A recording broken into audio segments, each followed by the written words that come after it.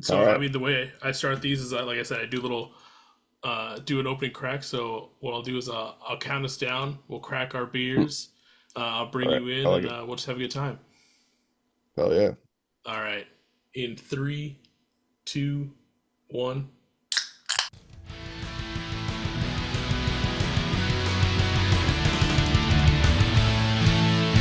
Welcome to the Beers with Bands podcast with your host Michael Torres.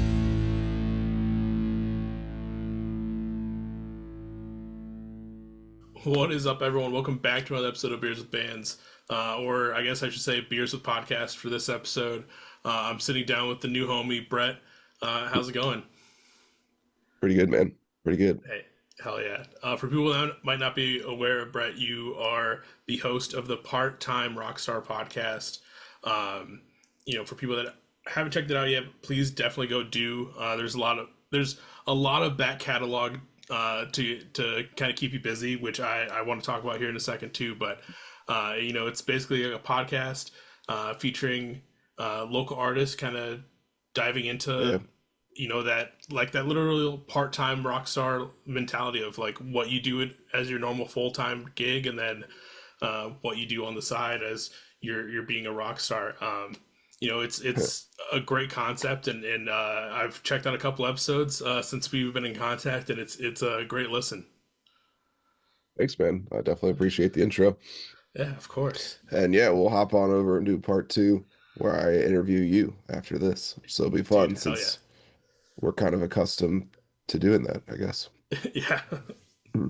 uh, so I kind of wanted to. I'm always interested when I sit down with other people that do a podcast, or especially a music podcast. Kind of, since we're kind of Yeah. similar in that same vein, is like, what was the initial drive to like do your podcast? I think it's pretty simple. I just wanted to be a part of like the media aspect of music. So already playing, already releasing my own stuff via my band, The Hollow Truths. And it's a little annoying, maybe you could say, to like always have to like beg and plead for any amount of attention you might get on the internet if you don't outright just buy it. So I figured, what the hell? I got a lot of friends who play in different bands. Little did I know I'd kind of expanded as much as I have, but I figured like, it's a rising tide raises all ships sort of situation, right? If somebody, tries to help out the scene, we all mildly win, just a little bit, like, Yeah, 100%. you know, Especially like in a so in self-sustaining like DIY scene, like to have someone yeah, that can like prop it up in any sort of way and kind of shine a light on it. If one person's doing it, like you said, like one win is a win for all in that aspect. And like I that's hope one thing so. too that's one thing I've kind of liked too of being like I ended up moving to Minneapolis and like becoming part of this scene. So like Yeah. getting in and then like being recognized as like kind of being a part of it and like helping shine a light on bands that I'm just now finding out about too is like it's such a good feeling. Yeah, we need people like yourself, for sure. Or me, I guess. I don't know. I think altruism is good in just about any form. So, whether it's digital or reality. Yeah. And I like I said, as of right now, as of recording this episode, you have like 340 episodes out, which is insane. Like I think I'm at like 260 something. I'd have to double check. I Um, mean, roughly the same thing. Give yeah, or give or take 100.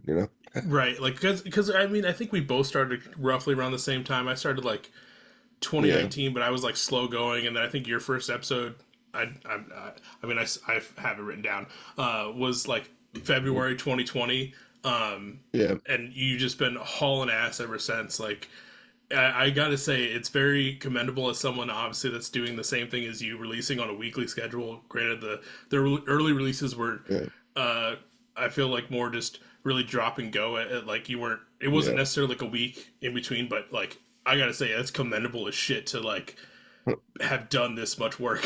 Like it's insane. Yeah, I'd try not to spend too much time ruminating on it, or I'd freak out and I'd stop or something. But it's just fun, and as long as it stays fun, and as long as I keep meeting new people, then I just want to keep it going. Yeah.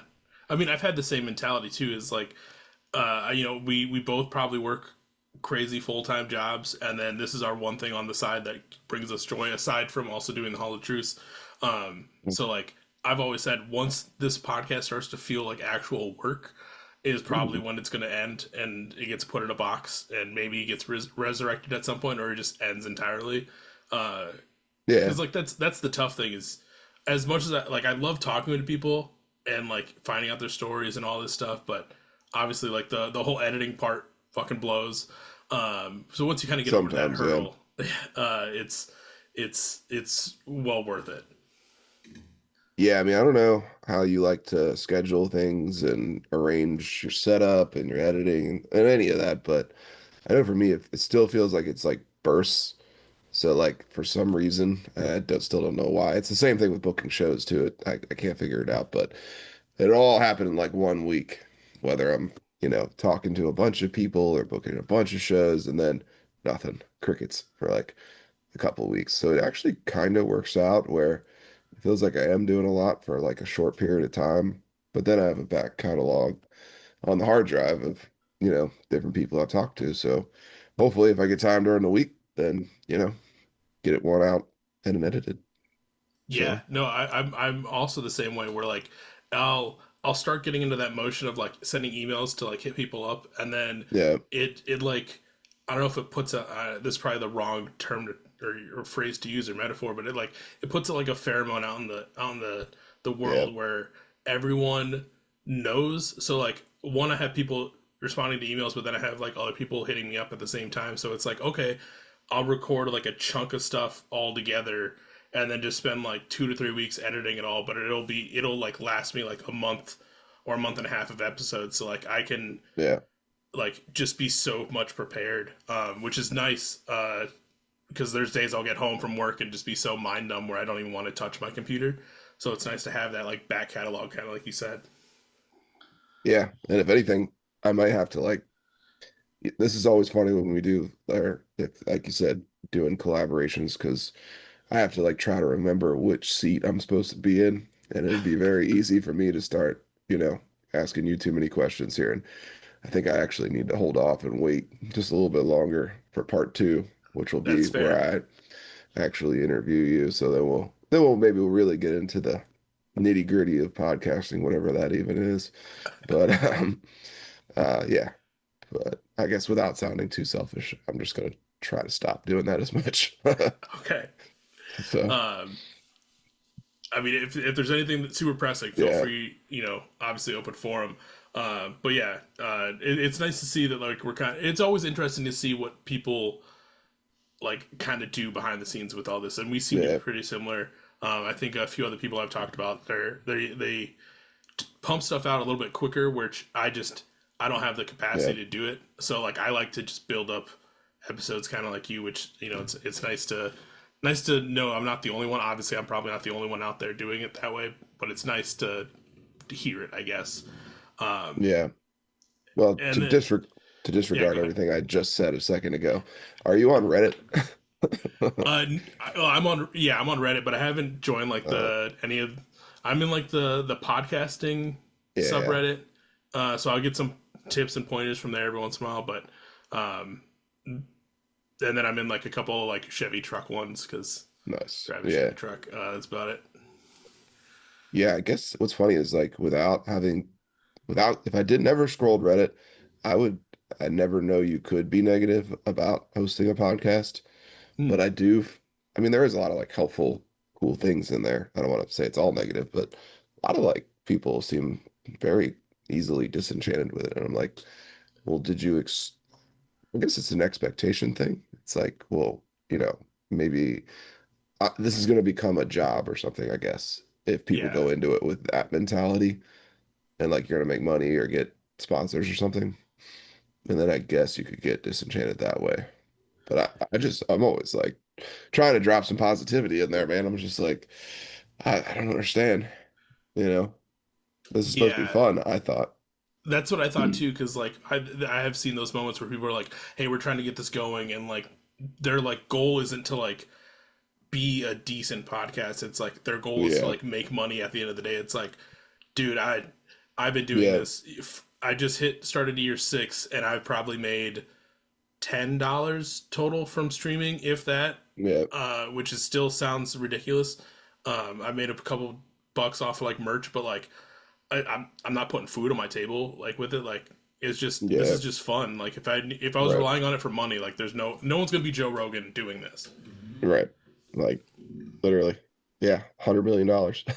There's only one person. But yeah, I don't know. Anyway, I don't know why I brought that up. I just something I've noticed, I guess, a little bit on the internet when people bring it up when they're like, "Oh, you know, must be making money or something to do so many episodes." And it's like, well, no, actually, I'm not. No. Yeah, it's just the love of the Like, game. yeah. So maybe one day though, you can't. I don't want to like rule it out. I hope who wouldn't, but Right. you never know. It's not what it's about, really. Yeah. If it happens, it So, happens. Like it'd be and cool. oh yeah, go ahead. I was just saying, yeah, it would be cool if if it did, if something like stars aligned, and you could make Mm, like a decent uh check off of like doing the podcast, or and not have to focus so much on like actual jobs or anything like that. Um, yeah. if the day will come, I'm not gonna hold my breath, obviously, but it'd be sick. Yeah, and then I guess the other thing is like here in our area, I'm in what we call the DMV, the Delmarva area, DC, Baltimore. I'm in Annapolis, the old capital here. But you know, there's not a ton of people doing podcasts for local music, surprisingly, even though it does feel like everybody and their mother has one. There's really only like one other podcast in our area that I'm aware of, at least, that's really good, and we try to support each other, but there's not a lot. So I don't know how it is where you are. Like if you feel like you're kind of the only fish in your pond, or if there's a few of you minnows swimming around in there, or The for the Twin Cities scene, there's um, I know one other one for sure. I think it might just be the yeah, two of us mainly, the focusing on like kind of the DIY scene.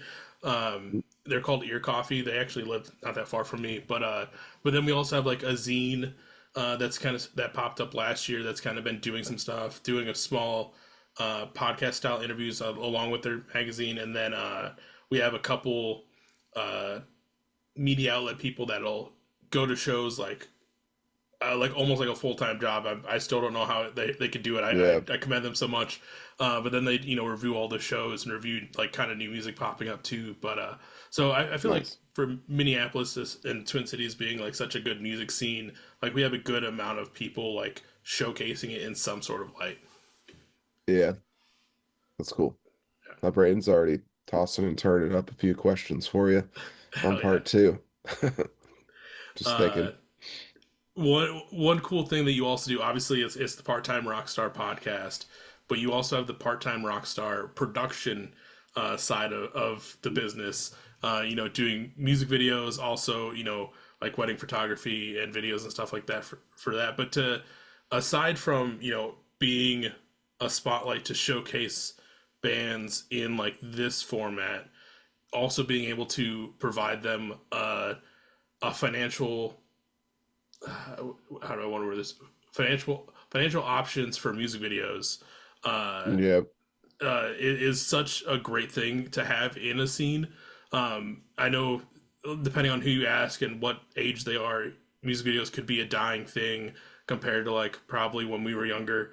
I remember getting up and turning on MTV. This is gonna sound so yeah. old. Turning on MTV, and at least in the mornings they would have music videos still. I don't know how it is now. And Oh, then we're I would scour YouTube looking for music videos all the time when I was like getting into music and stuff. So to have something in the scene to still like support that and like yeah.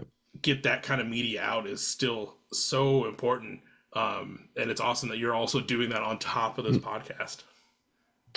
Yeah, I mean, we're probably about the same age, I would think. I'm like 35, so Yeah, um I'm uh, 32. I'll be 33 in a couple months. yeah, so ballpark. Yeah, But yeah, I will say on the there's gonna be some belching in this podcast, like beers and yeah. bands, but I try to edit mine out most of the time. Anyway, um, yeah, I guess being on the other side of the camera, I've always found that part to be really fun too. If for no other reason, then you get to have a little more creative control over your own content, as the kids say. But then as far as the dying element goes, maybe the long form is dying for sure, in the same way like albums, maybe sadly, are kind of dying too. But I certainly don't think video by any means is going away. If anything, it's becoming the more prominent medium over audio itself, which is like a weird time. But I definitely think, yeah, like that's my interest in it. It's like bands need video and it's just kind of the way it is. You can argue the pros and cons of that, but say you shoot a 2-minute music video or a 3-minute song, whatever it is, everyone posts 15-second clips, right? So Yep. how many 15-second clips is that, 4 times 3, something like that? You got, can't even do math, but roughly 12 video clips right there, all built in. Right. Yeah, that's very true. I've So, which I know some bands that are specifically just doing, instead of doing the long format music video, they're specifically yeah, just filming those clips. Um, yeah, which I get it. That's the algorithm. That's what you have to do nowadays. But sometimes it just, I don't know about you, but like it'll irk me because I'm like, fuck, I want to watch, I want to see what happens next, and there is yeah, no next. It's like they're shooting like a complete, what would be a completely different scene in that music video that doesn't yeah, correlate to it at all. yeah. I mean, there's definitely, us old timers can Yeah. find the bummer in it all, but I mean, like I said, if you do have a linear story, you can still chop it up and release it one clip at a time and do it that way. Or if you're like me, or obviously like yourself, I mean, there's probably nothing more fun if you are drinking at home, basically drinking on the couch. Then I love YouTube roulette is kind of what I call it, Mm. where if I'm with my significant other or if we have people over, then I love just finding music videos, and I guess the game is just share the remote and everybody just pass it around, and whoever your favorite band is, or if you happen to have seen a cool music video recently, we all just watch them. So I still like them a lot. Yeah, yeah, those are always fun moments to do. I remember one of the last times I was visiting a friend in San Diego. Like I think I had just flown in, gotten off the plane, went back to his house. And we were just like relaxing before his wife got off work, so we'd go out to eat. And yeah, we Yeah, just did that, just passed the remote back and forth as we each like try to one up each other with music videos in like yeah, that good camaraderie way of like, oh, this one was sick, but check out this band's music video, and then just like kind of dive through there. Um, and then like I said earlier, like I would get out of school, go home, and just sit on the computer and just go through YouTube, find a band, like start on their music video, and then whatever was related on the side that looked either remotely cool or yeah, interesting, just click on that and just kind of dive all the way through YouTube at the time. And I mean, I kind of miss those days of doing that. I should probably do that more yeah. because I know there's still some bands that are putting out some sick music videos. Yeah, no, it's fun. And again, now that I've kind of started to dabble in the camera side of things, it's fun seeing like how people want to do stuff. And you're it's like not a lot different than maybe co-writing a song, right?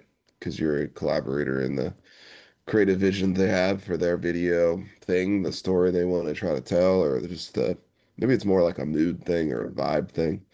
I just Hmm. want to try to capture that, and then you know, I I like that. That's cool to me because if you do it right, and if it works, it's really like it's a good feeling. Yeah. So like when let's say someone's coming to you to do a music video, uh, they're sending you the song obviously like ahead of time. Are they asking you more to just come in and record, or also like come up with the storylines and figure that stuff out, or are you kind of just bringing up your ideas as you guys are kind of going through it? I will say most of the time, yeah, if you are hired, especially kind of out of the blue, then you are just following their lead almost entirely. If it's someone I know or someone I kind of have somewhat of a previous relationship, then that might be like where the collaborative side comes in a little more. But it all depends. I mean, I myself do a lot of videos for people who are in my world, which is like the gigging musician. So like if you just want to get gigs, like it really helps to have just basically a good audition reel or something like that, you know? Hmm. They're super simple to shoot, and as long as you're pretty comfortable being in front of a camera and playing and singing, like, it really helps you get gigs. So sometimes that's all I'm doing, you know. It really just depends. Hell yeah. Is there any side of this the productions side of the Rockstar podcast, part-time Rockstar universe that you haven't dabbled in that you kind of want to possibly open that door to at some point? Well, I guess the big thing that I should mention while I'm here is uh I do consider it like an umbrella, I guess, or maybe an octopus if I was being sinister or whatever. There's tentacles of this thing now at this point, whatever. Um, but we have the Part-Time Rockstar Fest. So we got the podcast, we got the video branch, and then we got the fest branch. So the main hope is to kind of expand that area more. We do an annual one in Baltimore, and try to get not just Baltimore, DC bands, but hopefully a few East Coasters just in general, whether it's New York or Boston or something like that. And then for a while, I was trying to expand that to do one in every state is kind of the Mm, goal as well. Sadly, it started and ended with Pennsylvania. That was as far as I got. And I wasn't able to find a new venue in a new state yet, but I'm not ruling it out. I'm not giving it up. I just, it's actually enough work kind of to put on one that when you're actually doing, I realized doing out of state, it's that much harder because then you're working with brand new people every time and it's a rodeo, but I definitely do want to try to do that. That is a goal for sure.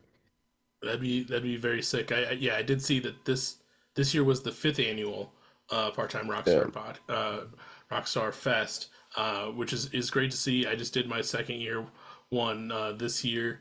Um, you awesome. know, uh, the goal is always, like you said, not just to have local bands, but like also bring in the homies that have been on the podcast and just kind of expand that way. But it's nice to see, you've been doing it for 5 years now, and I think this year was 14 bands. I'm stoked to see that one keep growing and keep going from there.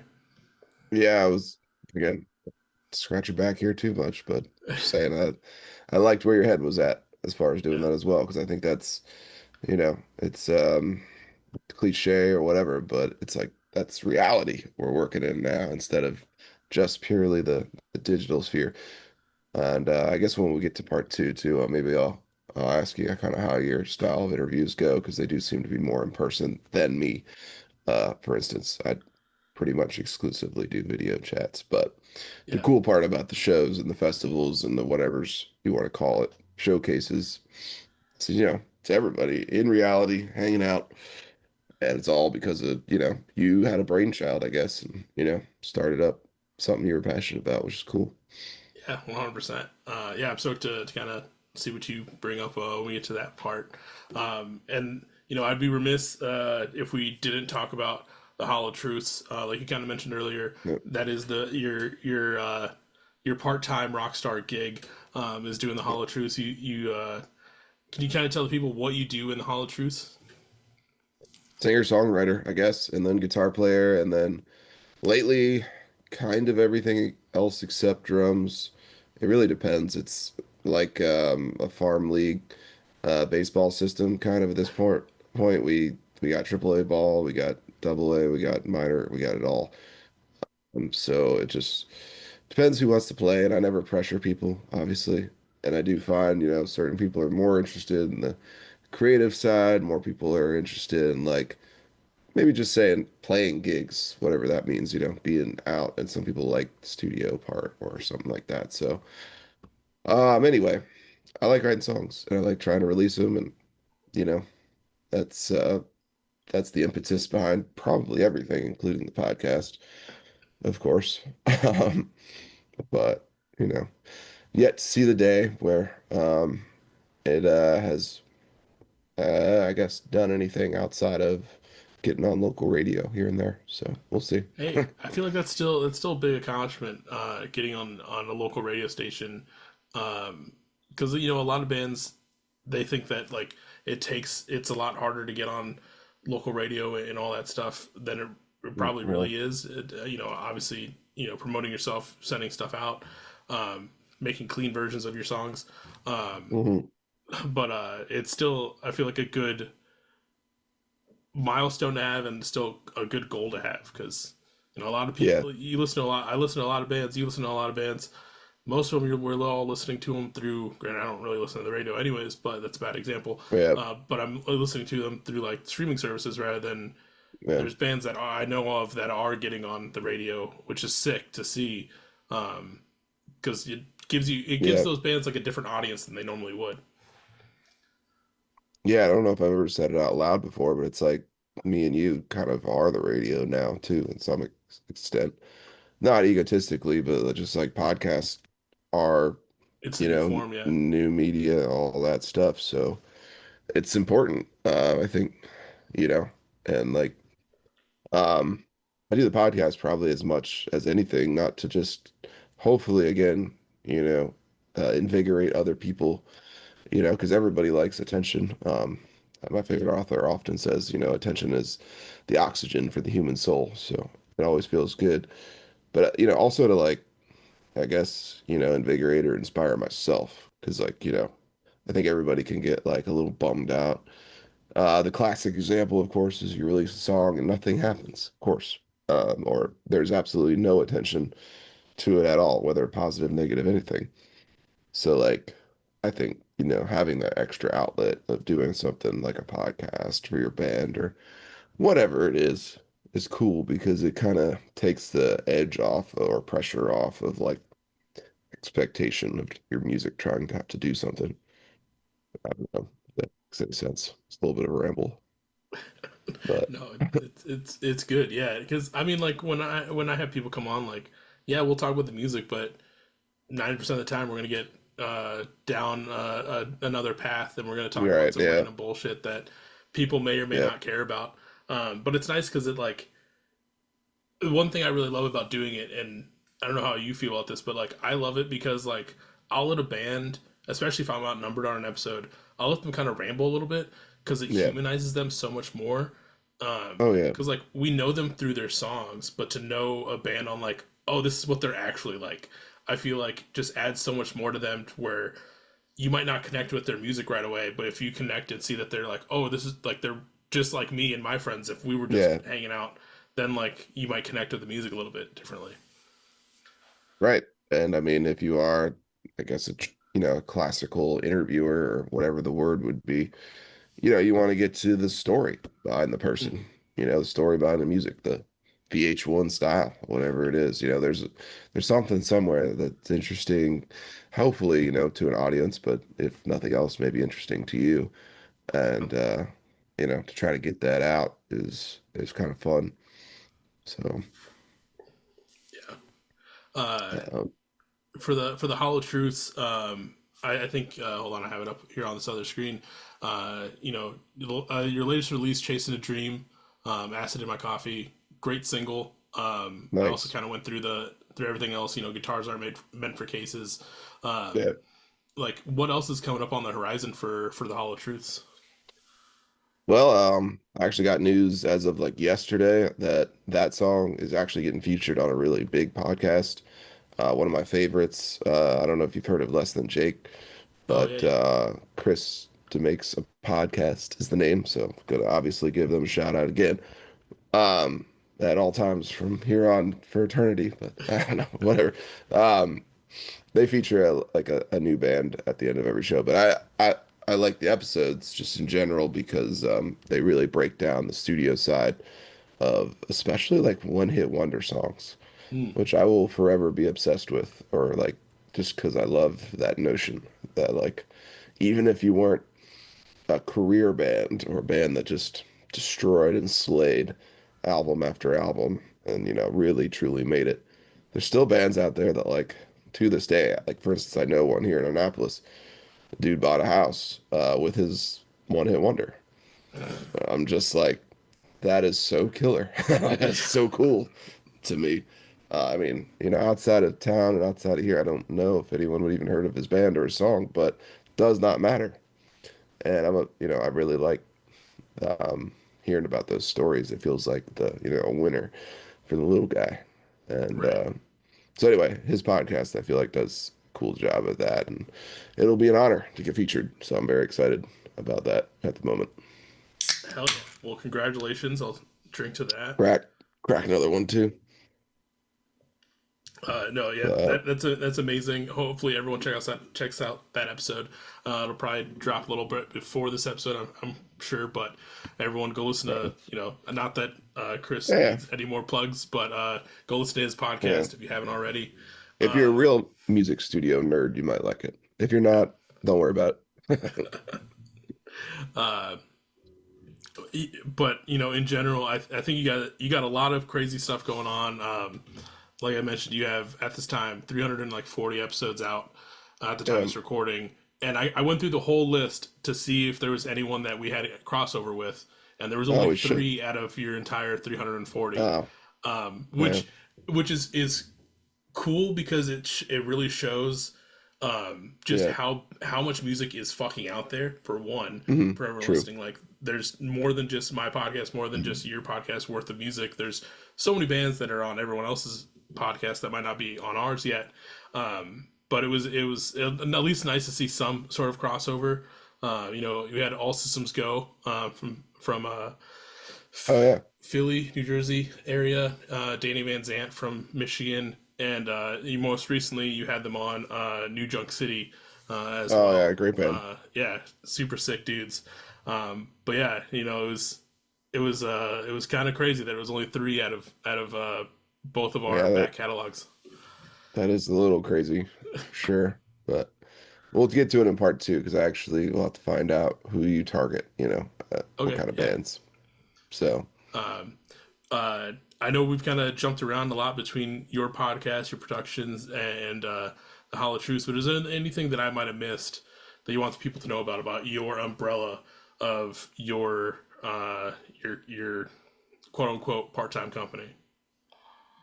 I mean, I hope it keeps growing ever so slightly. Every new listener, any new person, any new band who wants to come on the show, you can easily drop me a message on just about any social media. I'll probably see it.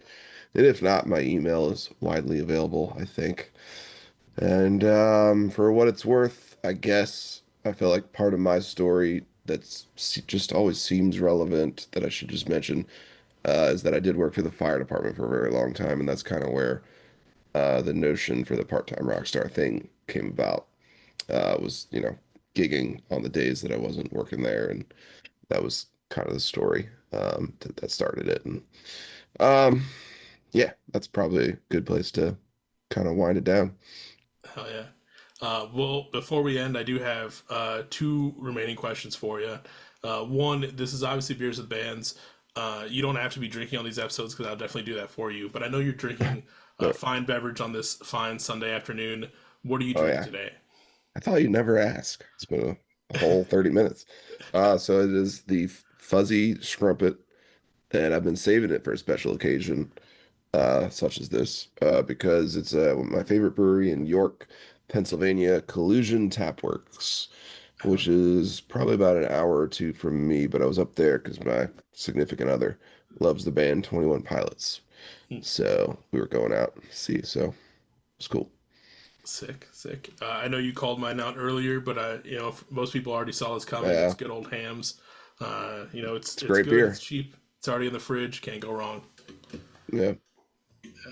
Um, All right. Hold on. I thought I had. Yeah. So like my final question to you, I thought I had something else on the beer, but I can't think of it. Which if it comes up, we'll talk about it in part two. But I always like to end off these episodes on kind of like a high note. Yeah. So my final question to you is: from your time since you've started this part time Rockstars universe, what has been your favorite moment that you got to experience so far? Yeah, it's a tough one. Yeah, I guess I'm gonna think of just like fun shows that probably the fest. I mean, those again, to just reiterate what you want to call it. It's just really cool to see like other bands become friends because of the show. Mm, And it's like obviously, the podcast doesn't need to exist or didn't need to, but it was fun to start and fun to do, and then to see how like the little networks form and change and evolve, you know, through the episodes, but also through the fest and getting different bills put together that are usually pretty eclectic, I hope, and you know, different walks of life, different people who kind of like wouldn't be friends if they weren't otherwise. And then maybe the most special of all is like my little group of bands, friends in Philly, actually. We have a tight little, I don't know, gang, if you will, like 5 bands in us, and we put shows together, and that wouldn't have happened without the podcast. So that's been fun too. Hell yeah. That I mean, So great moments. Yeah, bringing people together from the podcast to like keep building a relationship and keep building yeah, like the network is always such a cool thing. I know that was like a nice highlight from this year's fest of just people seeing these yeah, other bands and being like, oh, this is what they sound like. It's not what I anticipated, and like, all those dudes are yeah, super nice. It's like, yeah, that's like I'm not gonna have shitty people here. Like we're all here to have a good time. yeah. But hell yeah. Everyone, if you're, please be sure to go listen to the Part-Time Rockstars podcast. Go listen to Hollow Truth as well.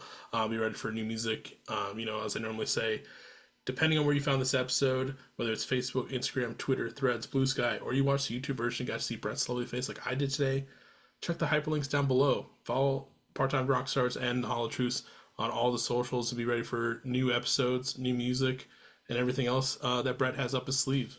Um, Other than that, one last big thank you to Brett for taking the time out of your Sunday to talk with me about your podcast and band. Oh yeah, it's been terrible, man. Drinking beers on a Sunday, I know, talking it's the about worst. music. It's awful. This is like a work Zoom meeting. Yeah. But everyone goes to the Part-Time Rockstars podcast and be ready for everything coming next. See ya. All right. Beers with Bears. Beers with Bears.